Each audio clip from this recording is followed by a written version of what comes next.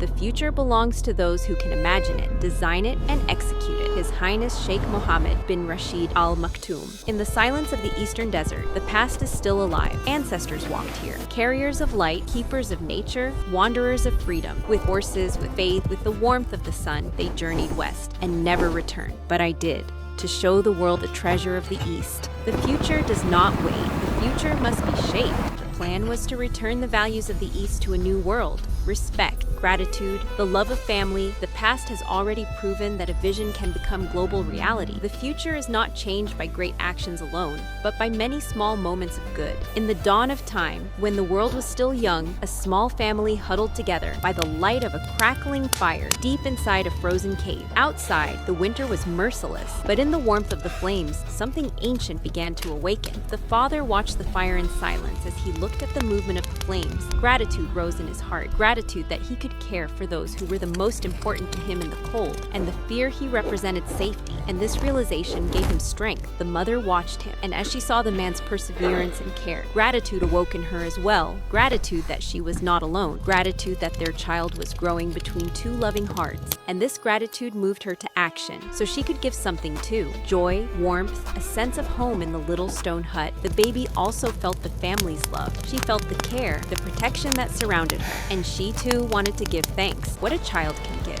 A pure, warm smile. In that smile, everything came together. The strength of the man, the gratitude of the woman, the unity of the family. And in that little stone hut, the treasure of the East was born. Gratitude, family love, respect, and kindness. A treasure that traveled on through the ages.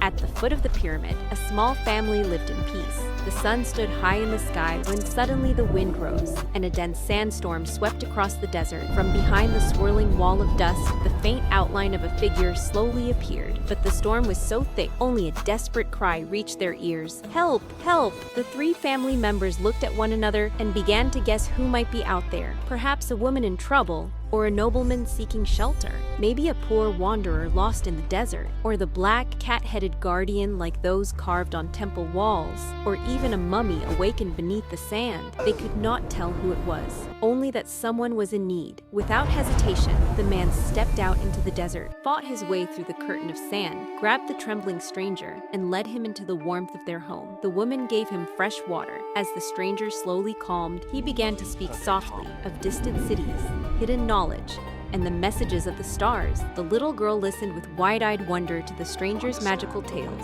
When the sandstorm finally quieted, the visitor stood up. He walked out to the pyramid and placed his palm against the cold stone. The man felt within himself that what he was about to do was meant for the future. With steady, deliberate movements, he carved signs into the wall. The story of the family's selfless act. And then something happened, something people would speak of for generations. This was the very first sign of writing, the birth of written language, a mark born from pure intention, called into existence by an act of kindness. And so the message was born, the one that lasted through time. It does not matter who approaches, it does not matter how they look. If someone cries out for help, help them without judgment, for every act of kindness lives on in time, and its echo reaches the future. And so this act became the eternal treasure of the East, kept safe by the pyramids for the future. Once long ago, or perhaps in a time yet to come, there lived a lone wanderer, a world traveler who had set out from the distant west. One day he lost his way among the endless dunes. He had wandered for days without water, his armor burning hot, his steps unsteady. At last, the knight's strength failed him. He fell from his horse onto the sand, and the loyal animal lowered its head beside him, as if guarding his very last breath. In the silence of the night, they lay there together, a man and his horse. At dawn, a caravan appeared on the horizon. A woman knelt beside him, pouring water to his lips, and the knight slowly awoke to the cool touch. While her daughter gave water to the horse, the mother's hand saved the man, and the daughter's hand saved the horse.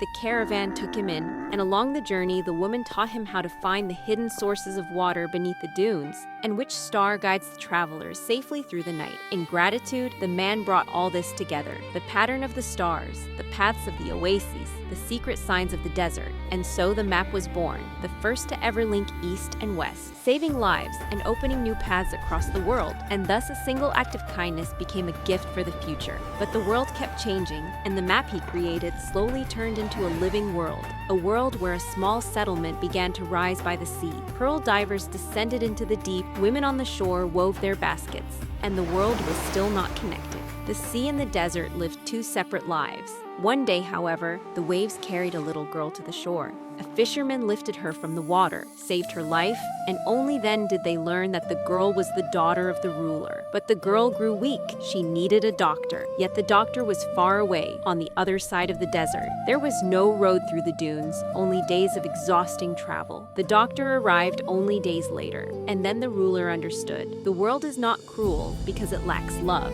but because it lacks connection. Kindness often arrives late, he said, because the world is not connected. In that moment, a decision was made. He would build roads across the dunes. He would link the villages to the sea, dig wells where water had never been. And so it happened that one leader's vision connected the desert of the past with the city of the future, people to people, and from the sand, roads began to grow. A road on which kindness found its way to all of us faster than ever before. And today, a new era begins, an era in which not caravans, but human hearts become connected. And in this era, you are the one who reconnects the present, the past, and the future. One day, in Hungary, a girl came into a world where dreams did not exist. Hearts were hard, families fell apart, and kindness was a rare guest. She felt too much. She saw too far, and she believed all this was a curse. Then she realized sensitivity is a blessing, and when she learned to use it, it became a gift. She began creating videos and songs for children until they reached 20 billion views. Then, everything collapsed. Her children's and her own life fell into danger. Driven by greed, others tried to take everything she had built, her home, her safety, her castle. So she left her homeland with her 4 children, searching for a new home. She first traveled west, then turned to the east, and when she arrived, she felt it instantly. The heartbeat of her ancestors was here, and here she discovered what the West had forgotten: the treasure of the East, kindness that travels faster than any road, family love that binds generations together, and gratitude from which new worlds are born. And here, she began creating again, to give thanks to the country that saved her life and her children's lives. So she created videos that preserved the culture, the past, and the roots she carried within her, so that all of it would remain for us and for the generations yet to come. The astrolabe was a marvel of its time, a window to the cosmos.